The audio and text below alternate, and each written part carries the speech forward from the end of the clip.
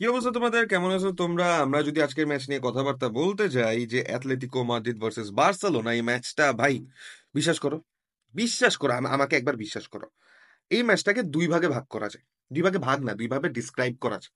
ঠিক আছে? কারণ এই ছাড়া এই ম্যাচের আর কোনো ধরনের কোনো ডেসক্রিপশন নেই। এই ম্যাচটাকে দুইভাবে যদি আমি ডিসক্রাইব করার কথা বলি, ফার্স্ট অফ অল এটা ছিল একটা স্ট্রেট আপ রবারি বার্সেলোনার এগেইনস্ট।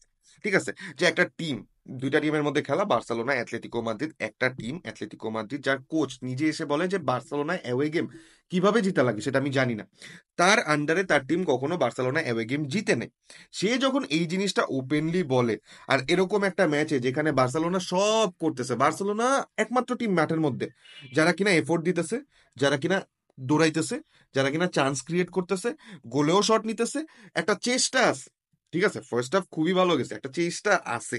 তো এই সব কিছু যদি সাইডে রাখি, ম্যাচের স্কোর লাইন দেখি, ভাই এটা কি হয়ে গেল? মনে হবে যে এটা একটা স্ট্রেট আপ রবারি। আরেকটা যদি আমি বলতে চাই যে ভাই, একটা তো রবারি বার্সেলোনার সাথে হইছে, তাহলে আরেকটা কি, আরেকটা এমন কি যেটা আরেকটা পার্সপেক্টিভ এই গেমের, সেটা হচ্ছে বটল জাম, যেটা কিনা বার্সেলোনা নিজে করছে।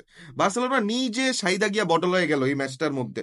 বার্সেলোনা তাদের যে চান্স গুলা ক্রিয়েট করছে সেগুলা কনভার্ট করতে পারলো না। আর কনভার্ট করার জিনিসটা কি এইরকমও যে বার্সেলোনা পারতেছে না? Barcelona was playing really good in the first half of this season. তারা আজকে ম্যাচের মধ্যে যেভাবে অ্যাপ্রোচ নিয়ে নামছে, ঠিক সেইভাবেই তারা অ্যাপ্রোচ করতেছিল গেমগুলোকে, যে অ্যাটাক করবে, তারা চান্স ক্রিয়েট করবে, তারা তাদের ফুল ব্যাক তুলবে, তারা বক্সের মধ্যে প্লেয়ার পাঠাবে, লেভানডস্কিকে টার্গেট করবে, সবকিছু এক্সেট্রা এক্সেট্রা। এই সব কিছু তারা এই সিজনের শুরু থেকে করতেছে, কিন্তু লাস্ট 7 গেম, ও মাই গড, লাস্ট 7 গেম ছিল হরেবল বার্সেলোনার জন্য, হরেবল। কারণ এই 7 গেমের মধ্যে ডিসাইড হয়ে যাইতে পারতো যে তারা টেবিলে কতটা স্ট্রং পজিশনে থাকবে, তারা কতটা লিড নিয়ে হচ্ছে গিয়ে অ্যাথলেটিকো আর রিয়ালকে কতটা পিছিয়ে ফেলায় রাখবে। তাদের কাছে সব চান্সেস ছিল যে তারা 9, 10, 12 পয়েন্টে লিডে থাকুক, কোনো ধরনের কোনো টেনশন নাই, প্লেয়াররা যেমন চায় করুক, অপোজিশন আমার ধারে কাছে নাই। কিন্তু এট দিস মোমেন্ট তারা গত 7 ম্যাচের মধ্যে একটা জিতছে, মোস্ট প্রবাবলি একটা। ঠিক আছে, বাকি 6টা গেমে তারা পয়েন্ট লুজ করছে। এবং লাস্ট ম্যাচ এই অ্যাথলেটিকোর সাথে ম্যাচের মধ্যে তারা সব চেষ্টা করে সবকিছু, মানে এইভাবে মশরায়ও তারা হচ্ছে ম্যাচটা বের করতে পারেনি। এখন যদি আমি ম্যাচটা নিয়ে কথাবার্তা বলতে চাই যে ভাই, এক সাইডে বার্সা বটল করছে, এক সাইডে রবারি হয়ে গেছে, কিন্তু এই ম্যাচের মধ্যে প্লেয়ার পার্সপেক্টিভটা আসলে কেমন ছিল, কে ভালো খেলছে, লামিন ইয়ামালের যে অ্যাবসেন্স, এটা কি ভুগাইছে কিনা? ফার্স্ট অফ অল এই জিনিসটা আমাদের বোঝা লাগবে যে Lamine is one of those important part of Barcelona, যে কিনা ডিসিশন মেকিং এ, ফাইনাল থার্ডের ডিসিশন মেকিং এ অনেক বড় ভূমিকা রাখে। কেমন? সাপোজ আমি positional game throughout the game match খেলতেছি, আমি পুরাটা ম্যাচ ধরেই হচ্ছে কি বল আমার কাছে, আমি কি বলবো চান্স বানাইতেছি, আমি পাসেস করতেছি, আমি এটা করতেছি ওইটা করতেছি, বাট গোল বের হয় ভাই ওই একটা পাসে, গোল বের হয় ওই একটা মুভে, গোল বের হয় ওই 10 সেকেন্ডের টাইম ফ্রেমে। ঠিক আছে? তো ওই 10 সেকেন্ডের টাইম ফ্রেম ডিসাইড করার মতো প্লেয়ার হচ্ছে গিয়ে লামিন জামাল, যে কিনা এই ম্যাচের মধ্যে ছিল না। আর আমার কাছে মনে হয় যে this is a very good reality check for Barcelona, যে ভাই লামিনের বয়স যতই হোক না কেন, লামিন ইজ ভেরি ইম্পর্টেন্ট। আবার লামিন যতই ইম্পর্টেন্ট হোক না কেন, ওর বয়স কিন্তু খুবই কম, ওর উপর ডিপেন্ডেন্ট হওয়া যাবে না। We have to B self dependent. আমার ও না থাকলে আমার অন্যান্য প্লেয়াররা আছে, এইভাবে চিন্তা করা লাগতে পারে। তো লামিনের সিনটা আমি এই জায়গায় টোটালি নেগলেক্ট করে যাব। ইন মাই পার্সপেক্টিভ আমার এটা মনে হয় যে নেগলেক্ট করা উচিত, কারণ লামিনকে যদি আমি এইভাবে এত আগে ম্যাচ ইম্পর্টেন্স দিয়ে, যে ভাই is one of those players যাকে ছাড়া আমি ম্যাচ জিততে পারবো না, এই মেন্টালিটি নিয়ে যদি আগানো শুরু হয়ে যায় বার্সেলোনার, তাহলে বার্সেলোনা বেশি দূর যাইতে পারবে না। But then again Barcelona played good game tonight, বার্সেলোনার গেমটা ভালো ছিল। বার্সেলোনা ফার্স্ট হাফে সেকেন্ড হাফে ওই সব কিছু করার চেষ্টা করছে, যেটা কিনা বার্সেলোনার জন্য করা পসিবল ছিল। They try to attack, yes, they try to push their full backs, yes. Casado এই গেমের মধ্যে যথেষ্ট ইনভলভ ছিল। Pedri had an amazing game, Pedri had an amazing game. পেদ্রির গোলটার কথা যদি আমরা বলতে চাই ভাই, এইরকম গোলের জন্য পেদ্রিকে অ্যাকচুয়ালি মানে চায় সবাই। ঠিক আছে? এরকম মুভমেন্টের জন্য পেদ্রিকে চায় সবাই, এরকম গেমের জন্য উই ওয়ান্ট পেদ্রি।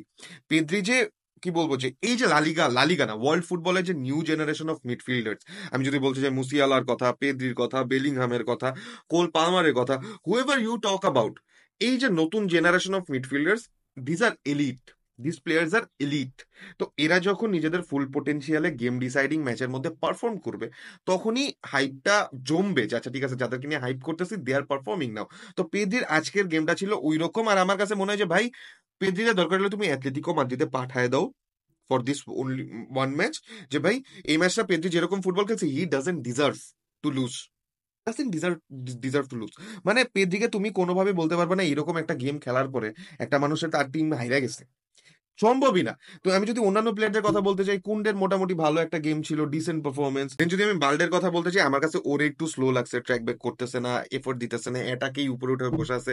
কারণ most of the time positional ফুটবলই উপরেই চলতেছে, ওই হাফেই গেম চলতেছে, তো বাল্ডে নামতেছে না ঠিক মতো। But Casado had a good game. কাসাডোর গেম টোটালি ইন্টারসেপ্টেড ছিল, কি বলবো, যে ওর ট্যাকেলস ছিল, ও ওর ডিউটি পালন করে গেছে। আমার কাছে মনে হয় Raphinha had a very nice game. Raphinha প্রত্যেক ম্যাচে, এই গেমের মধ্যে যদি আমার দুইটা প্লেয়ার নিয়ে কথা বলা লাগে, যে বার্সেলোনা এই দুইটা প্লেয়ার নিজের জান দিয়ে দিছে, দ্যাটস রাফিনা এন্ড পেদ্রি। ভাই এই দুইজনের জন্য হইলেও বার্সেলোনা ম্যাচটা জিতা উচিত ছিল। বাট দেন এগেইন আমি, মানে এই জায়গায় তুমি যদি বলতে যাও, এই জায়গায় যদি বলতে যাও যে আচ্ছা ঠিক আছে, সিমিওনে তাহলে কি করছে, বার্সেলোনা যদি এত ভালো গেম এগিয়ে থাকে, তাহলে Simeone war was it, war was the trick যেটা কিনা সিমিওনে খাটাইছে। আমি একটা সত্যি কথা বলতে চাই, সিমিওনে যে জিনিসটা সবচেয়ে ভালো পারে, সেটা হচ্ছে গিয়ে ম্যাচ ম্যানেজমেন্ট না, গেম ম্যানেজমেন্ট না, সেটা হচ্ছে ম্যান ম্যানেজমেন্ট। আমি গেম ম্যানেজমেন্টের কথা কেন বলতেছি, দেয়ার আর বেটার ট্যাকটিশিয়ানস দেন সিমিওনে, ওয়ার্ল্ড ফুটবলে আছে, অফকোর্স আছে, এনি ডে আছে। ম্যাচের মধ্যেও সিমিওনের থেকে ভালো বুঝে, গেম বুঝে অনেক কোচ আছে, অনেক কোচ আছে। বাট সিমিওনে যে জিনিসটা করতে পারে, যে আমার কোন প্লেয়ার কখন ক্লিক করবে, আমার কোন প্লেয়ারকে দিয়ে আমি কি করাবো, সে সেই জিনিসটা বাইর করতে পারে। ঠিক আছে, হ্যাঁ তোমরা এই জিনিস এই জায়গায় কথা বলতে পারো যে আচ্ছা ঠিক আছে সিমিওনের তো অনেক প্লেয়ার নষ্ট হয়েছে, বাট দেন এগেন আমি এই কথাটা বলতেছি না। আমি যেটা জিনিসটা বলতেছি, যে আমার কোন প্লেয়ার মাঠে কখন থাকলে হচ্ছে কি আমার গেমের মধ্যে ইনপুট আসবে, আমার গেমের মধ্যে হচ্ছে কি রেজাল্ট বের করতে পারবো। That was the thing Simeone is expert about. কেন বলতেছি এই কথাটা, কারণ একটা ক্লাবের মধ্যে he is been there for a very long time. ঠিক আছে, অ্যাথলেটিকো কখন কি করতে পারে সেই জিনিসটা তার খুব ভালো মতো ধারণা আছে। কিভাবে হচ্ছে গিয়ে অ্যাথলেটিকোকে সে ম্যাচ থেকে বের করবে সেটা ধারণাও তার আছে। এখন এই ম্যাচের কথা যদি আমি বলতে চাই, ভাই বার্সেলোনা এই সিজনের মতো, এই সিজনে পুরাটা সিজনের মতোই এই ম্যাচেও হাই প্রেস করছে, এই ম্যাচেও ইন্টেন্সিভ ছিল, এই ম্যাচের মধ্যেও তারা হাইলাইন মেনটেন করার চেষ্টা করছে। সিমিওনে নিউ যে আমি যদি এই ম্যাচের মধ্যে লেটার এন্ডে আমি যদি ফ্রেশ লেগস নামাই, আমি অফকোর্স ফ্রেশ লেগস নামাবো, কিন্তু আমি যখন নামাবো, আমি যদি এমন প্লেয়ার নামাই যে এই প্লেয়ার আমাকে গেম ডিসাইড করে দিতে পারবে, যেমন গেম ডিসাইড করছে সরলত।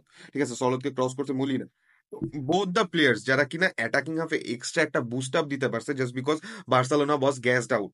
বার্সেলোনা টায়ার্ড হয়ে গেছে, বার্সেলোনার জান নাই প্লেয়ারের মধ্যে। আমি দেখতেছি যে অ্যাটাকে আমার বলই যাইতেছে না। If I talk about Lewandowski, Lewandowski is dead, Lewandowski is dead.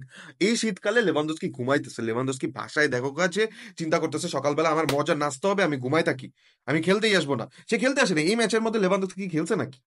তুমি আমাকে বলো, লেভানডস্কি আমার কাছে মনে হয় যে ভাই এই পুরো সিজনে, সিজনটা যেভাবে স্টার্ট করছে, he was the best player, he was the best player in La Liga. যে যেই চান্স পাইতেছে গোল স্কোর করতেছে, যেই চান্স পাইতেছে গোল স্কোর করতেছে। He still one of those player যারা কিনা সিজনে অনেকগুলা গোল করে রাখছে। কিন্তু যেইভাবে সে চান্স মিস করতেছে বার্সেলোনার জন্য, আমার খারাপ লাগছে আজকে পেদ্রির জন্য আর রাফিনার জন্য। মানে আমার তো খারাপ লাগার কিছু নাই, তাই না? আমি রিয়াল মাদ্রিদ ফ্যান, আমার কাছে চান্স আছে যে আচ্ছা ঠিক আছে আমরা আবার পয়েন্ট পাবো, বাট দেন এগেন এইরকম হওয়ার কথা না, যেটা কিনা হইছে। আর সিমিওনে ওই জিনিসটাই করছে, যে সে দেখছে যে আচ্ছা ঠিক আছে বার্সেলোনার প্লেয়াররা অনেক টায়ার্ড হয়ে গেছে, কারণ তারা হাই প্রেস করে খেলতেছে, তারা নিজেদের প্লেয়ারদেরকে নিজেদের ওই সেট লাইন আপকে হচ্ছে গিয়ে বসাইতেছে না। অনলি লামিন ছিল না এই গেমের মধ্যে, মোটামুটি বাকি সবাই ছিল। তো সেই হিসাবে চিন্তা করতে গেলে এই জিনিসটা খুবই স্বাভাবিক যে একটা কোচের মাথায় আসবে যে আচ্ছা ঠিক আছে, আমি তো পুরাটা ম্যাচ ডিফেন্ড করছি, আমি পুরাটা ম্যাচ ডিফেন্ড করছি, মানে আমার যেসব প্লেয়ার মাঠের মধ্যে আছে ওদের হিসাবে বার্সেলোনার প্লেয়ারদের চেয়ে বেশি হচ্ছে গিয়ে কি বলবো যে স্ট্যামিনা আছে, রয়ে গেছে, আমি স্ট্রেংথ রয়ে গেছে। আমি যদি এখন আরেকটু বুস্ট আপ করি, তার মানে আমার ম্যাচের মধ্যে একটা রেজাল্ট বের করার চান্স আছে। আর সেই জিনিসটাই হয়েছে, সেই জিনিসটাই হয়েছে। এই জায়গায় আমি কাকে দোষ দিব? দোষ দেওয়ার কাউকে কি আছে? বাট আমি যদি দোষ দিতে চাই, ভাই ট্রাস্ট মি অন দিস, আমার হান্সি ফ্লিকের উপর খুব বেশি মেজাজ খারাপ হয়েছে। যে তোমার কাছে যদি লেভানডস্কি কোনো ধরনের কোনো ইনপুট আউটপুট কিচ্ছু না দিতে পারে, পাউ ভিক্টরকে নামাও না, পাউ ভিক্টরকে নামাও না। এই প্লেয়ারটা মাঠের মধ্যে আইসা এফোর্ট দিবে, এই প্লেয়ারটা মাঠের মধ্যে আইসা এফোর্ট দিবে। তো সেইটার জন্য হইলেও এই প্লেয়ারটাকে খেলাও। মানে এই জন্য না যে ও ইয়াং, ঠিক আছে হাইপ আপ করি না, কারণ লেভানডস্কি তোমাকে কিছু দিতেছে না। যদি দিত তাইলে খেলাও, প্যারা নাই তো। কিন্তু সেই জিনিসটাই তো হয় নাই, সেই জিনিসটাই হয় নাই। And that's what we are talking about. এই ম্যাচের মধ্যে বিশ্বাস করো এর চেয়ে বেশি কথা বলার মতো কিছু নাই। যদি থাকে তোমরা আমাকে কমেন্ট সেকশনে জানাও। আমি জানি না আমি যদি কিছু কিছু মিস আউট করছি কিনা। আমি যদি মিস আউট করে থাকি, দেন দেখা হবে নেক্সট ভিডিওতে। So until the next time guys.